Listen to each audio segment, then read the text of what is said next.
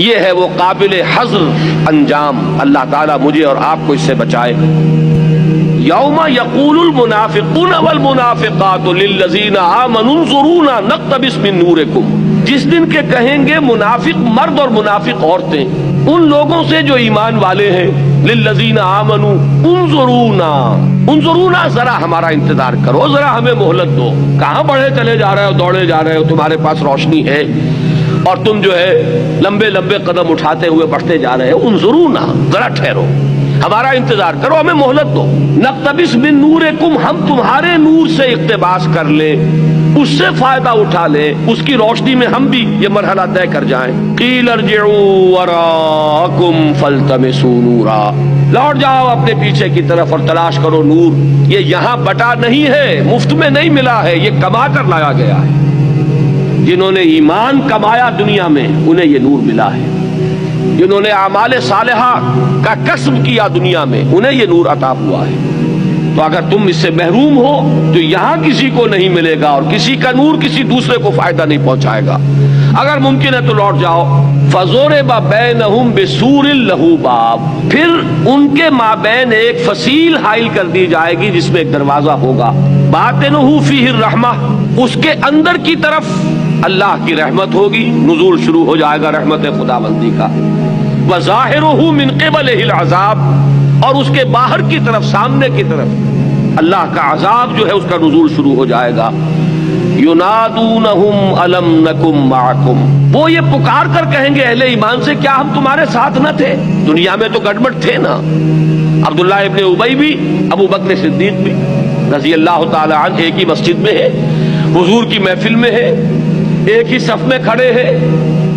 لیکن یہ کہ یہاں جو اتنا بڑا فرق ہو گیا، تم آگے نکل گئے، ہم پیچھے رہ گئے، ہمارے مابین فصیل حائل کر دی گئی. الم نکم معکم، کیا ہم تمہارے ساتھ نہ تھے؟ اب یہاں قالو ہے، یہ ہے معروف کا صیغہ. وہ کہیں گے اہل ایمان بلا، کیوں نہیں تھے، تم بھی ہمارے ساتھ تھے، اللہ نے تمہیں توفیق دی تھی، کلمہ شہادت تم نے زبان سے ادا کیا تھا، اور تم میں سے کسی کو کسی وقت کوئی ایمان کی رمق بھی شاید حاصل ہو گئی ہو، لیکن تم نے کیا کیا وہ یاد کرو. یہ الفاظ جو اب آئے ہیں ان کو نوٹ کیجئے.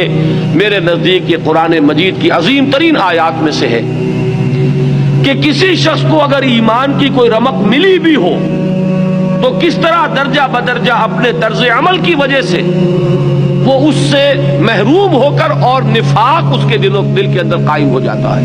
اس کے مراحل کیا ہیں؟ فرمایا بلا، کیوں نہیں تم ہمارے ساتھ تھے، وَلَٰكِنَّكُمْ فَتَنْتُمْ أَنفُسَكُمْ وَتَرَبَّصْتُمْ وَارْتَبْتُمْ وَغَرَّتْكُمُ الْأَمَانِيُّ حَتَّىٰ جَاءَ أَمْرُ اللَّهِ وَغَرَّكُمْ بِاللَّهِ الْغَرُورُ. میں یہ عرض کیے بغیر نہیں رہ سکتا کہ اگر اس ایک آیت کو آج آپ سمجھ لیں تو ہماری آج کی نشست کا حاصل یہی. ہوا کیا تمہارے ساتھ؟ حادثہ کیا ہوا؟ کیا اللہ ظالم ہے؟ نہیں. تو تم نے کچھ کیا جس کی وجہ سے تمہارا یہ انجام ہوا. وہ کیا کیا، یہ ہے سمجھنے کی بات. پہلی بات کیا ہے؟ وَلَٰكِنَّكُمْ فَتَنْتُمْ أَنفُسَكُمْ، تم نے اپنے آپ کو اپنے ہاتھوں فتنوں میں ڈالا. کس نے یہ ترجیحات قائم کی؟ کس نے تقدیم و تاخیر کی؟ تم نے کس کو مؤخر کیا، کس کو مقدم کیا؟ یوم ینبأ الانسان یومئذ بما قدم واخر، کس چیز کو آگے کیا، کس کو پیچھے کیا، کس کو اہم تر سمجھا، کس کو کم اہم سمجھا. یہ تمہارے اپنے کرتوت ہیں. تم نے مال کی محبت، اولاد کی محبت، اس کو اللہ اور اس کے رسول اور اللہ کی راہ میں جہاد اور انفاق پر غالب کر دیا. یہ ہے تمہارا وہ عمل کہ جس کی وجہ سے تم نے اپنے آپ کو اپنے ہاتھوں فتنے میں ڈالا. یہ میزان جو ہے اس کی ڈنڈی تم نے جھکائی. اس کا نتیجہ کیا نکلا؟ نتیجہ تو گو مگو ہے، چلوں یا نہ چلوں، بڑھوں کہ نہ بڑھوں. ادھر سے پکار آ رہی ہے نکلو اللہ کی راہ میں، انفروا خفافا وثقالا. ادھر پاؤں میں بیڑیاں پڑی ہوئی ہیں، مال کی محبت، جان کی محبت، اولاد کی محبت. جگر کا بڑا پیارا شعر ہے، تپتی راہیں مجھ کو پکاریں اور دامن پکڑے چھاؤں گھنیری. فرض پکار رہا ہے اور ادھر گھر کا آرام، گھر کی آسائش، وَلَٰكِنَّكُمْ فَتَنْتُمْ أَنفُسَكُمْ وَتَرَبَّصْتُمْ. اچھا اب اس کے بعد تیسرا لفظ کیا ہے؟ وَارْتَبْتُمْ، اور تم شکوک میں پڑ گئے. یہ تیسری سٹیج ہے. پہلے تو یہ کہ ذرا تاخیر، تعویق، تپتی راہیں مجھ کو پکارے، دامن پکڑے چھاؤں گھنیری. اور جب واقعی آدمی رک گیا تو اب اگر کوئی پونجی ایمان اور یقین کی تھی تو وہ پگھلنی شروع ہو جائے گی، زائل ہونی شروع ہو جائے گی. شکوک و شبہات کے کانٹے اس میں گڑ جائیں گے. پتہ نہیں آخرت ہے بھی کہ نہیں. اندر سے شیطان وسوسہ اندازی کرے گا کہ تم کس چیز کے پیچھے پڑے ہوئے ہو، دنیا کا نقد چھوڑ کر آخرت کے ادھار کے پیچھے جا رہے ہو. یہ تو بہت ہی ناسمجھی کی بات ہے، نادانی کی بات ہے، بے وقوفی کی بات ہے. وَلَٰكِنَّكُمْ فَتَنْتُمْ أَنفُسَكُمْ وَتَرَبَّصْتُمْ وَارْتَبْتُمْ وَغَرَّتْكُمُ الْأَمَانِي. یہ چوتھی سٹیج ہے. اگر کبھی اندر سے طبیعت کے اندر ضمیر نے ذرا ملامت بھی کی کہ کیا ہو گیا تمہیں، ایمان کے دعوے دار بنے پھرتے ہو اور اللہ کی راہ میں نہ انفاق، نہ اللہ کی راہ کے لیے تمہارے پاس وقت ہے، نہ اس کے لیے تمہارے اندر کوئی ارج ہے کہ کوئی کام کرو، کوئی محنت کرو. یہ بڑی کوتاہی ہے. تو اب انسان ایک اور جو ہے اپنے اس ضمیر کو سلانے کے لیے لوریاں دے کر، تھپک تھپک کر اب ایک نیا فلسفہ تراشتا ہے. اللہ تو بڑا نکتہ نواز ہے، بڑا پالن ہار ہے، بڑا بخشن ہار ہے، بڑا رحیم ہے، بڑا ودود ہے، بڑا کریم ہے.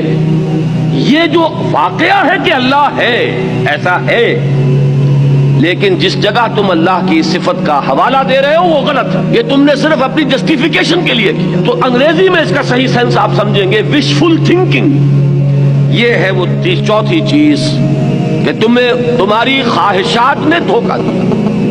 غرتکم الامانی حتی جاء امر اللہ، یہاں تک کہ اللہ تعالیٰ کا فیصلہ آ گیا. یہ اللہ تعالیٰ کا فیصلہ کیا ہے؟ موت، مہلت ختم.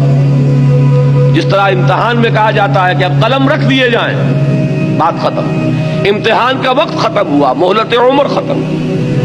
وغرکم باللہ الغرور، اور تمہیں خوب دھوکہ دیا اللہ پر یا اللہ کے ساتھ اس دھوکے باز نے. یہ غرور غین کی زبر کے ساتھ ہے. شیطان کیا کرتا ہے؟ اللہ کی رحیمی اور کریمی اور ستاری اور غفاری اس کی پٹی زیادہ پڑھا کر اور انسان کو غلط راستے پر ڈالا. اب بڑھتا بھی جا رہا ہے. حرام خوری کیے جاؤ، اللہ غفور ہے، رحیم ہے، جو چاہو کرو، آخر حضور کے امتی ہو، شفاعت آخر کس کی ہونی ہے. یہ سارا جو ہے چکر یہ شیطانی ہے. در حقیقت انسان کو اس درمیان میں اپنی بات لے کر چلنی چاہیے. اسی لیے فرمایا کہ یہاں سے یہاں تک اب یہ 5 الفاظ نوٹ کر لیجئے. اللہ نہ کرے کہ ہم کہیں ان 5 منزلوں میں سے کسی منزل پر کھڑے ہوں، لیکن یہ جان لیجئے اگر قرآن کو پڑھتے ہوئے ساتھ کے ساتھ اپنے آپ کو تولتے نہیں رہیں گے تو یہ پڑھنا بیکار ہو جائے گا.